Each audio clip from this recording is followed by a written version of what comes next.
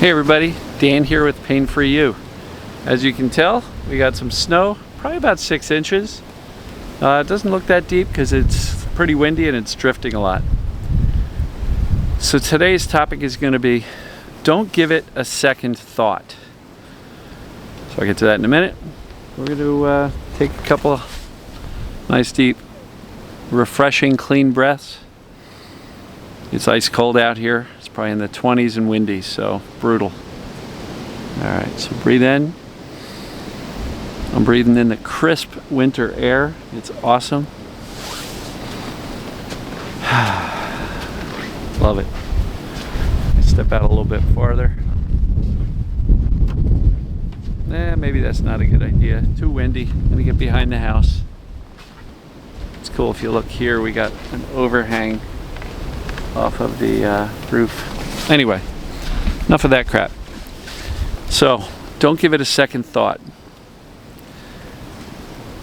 Claire Weeks talked about second fear, right?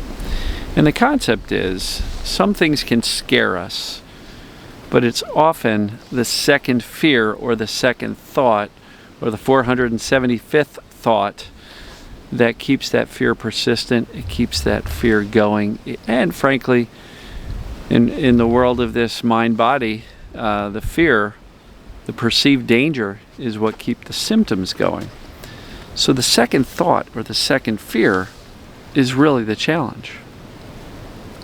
So how much time do you want to dedicate to something which is going to keep you in pain or with your chronic symptoms? How much time are you really going to spend doing that? Because we know there's enough evidence out there that thinking about our pain, worrying about it, catastrophizing how bad our life's going to be because of it, or our symptoms, there's plenty of other symptoms out there.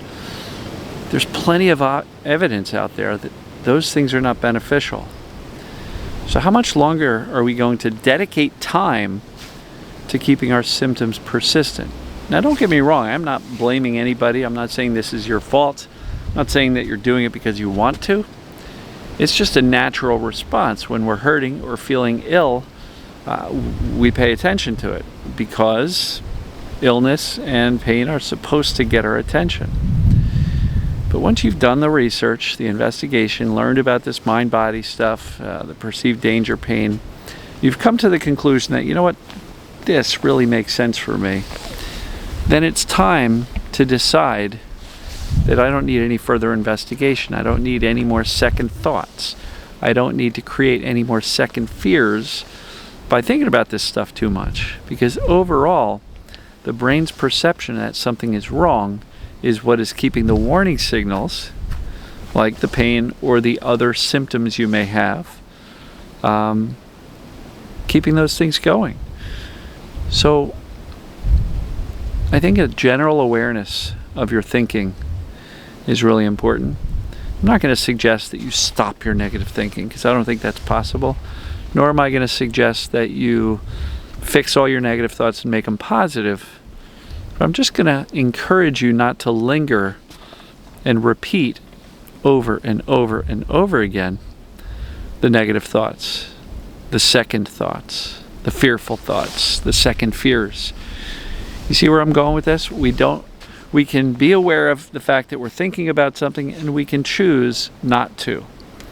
And I know it's difficult when you're hurting or when you're suffering not to think about it, but you can notice it. You can calmly reassure yourself that you're going to be okay. That's where the gold lies. Don't give it a second thought. Don't feed these symptoms with second fear or 7,256th fear, right? Because many of us can get very obsessed and consumed by our symptoms and our pains and the process of getting rid of it. And so, do what you can to become aware of the thinking and then choose not to ruminate, choose not to repeat, choose not to linger on these thoughts that we already know are actually contributing to keeping things going as opposed to letting them fade away. So it's going to be a short video. It's pretty cold out here. I'm going to head back inside. But don't give it a second thought. Don't give it a second fear. And I guess I'll see you tomorrow. Love you guys and gals.